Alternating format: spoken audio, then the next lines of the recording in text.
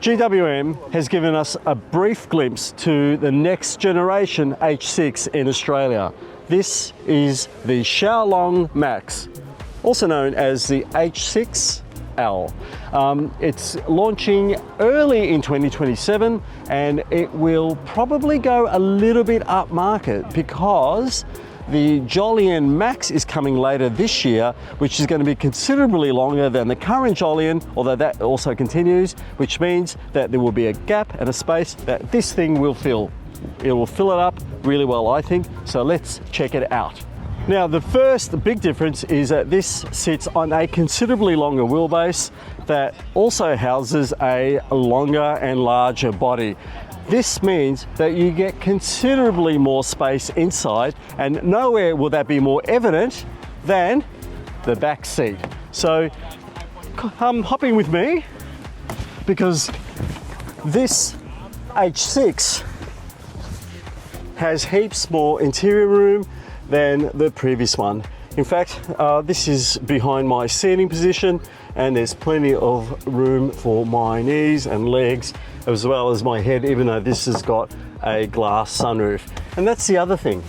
The 2027 H6 is stepping up in terms of luxury and refinement according to GWM. So it's going to get probably more a greater attention to details, a higher level of specification, and obviously more advanced multimedia and safety systems as well. And more importantly, it's also getting the AT1 Australian tune suspension developed by Rob Trebbiani and his team down at Lang Lang in Victoria, the old Holden Proving Ground, to make sure that these things ride and steer and handle like an Australian family car should. Now, one big drawback in the 2027 H6 will be its cargo capacity, which at 436 litres is down almost 30% compared to today's model.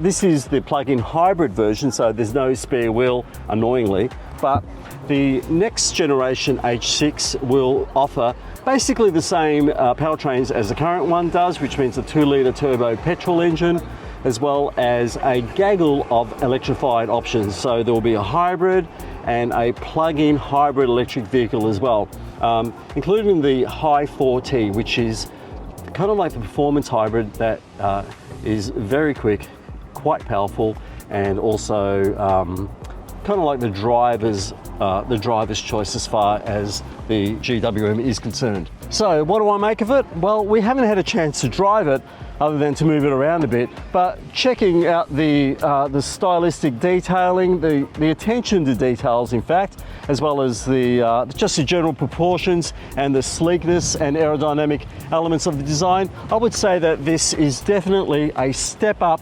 from the previous 2-generation H6s sold in Australia. It could even be 3 generations, I can't remember.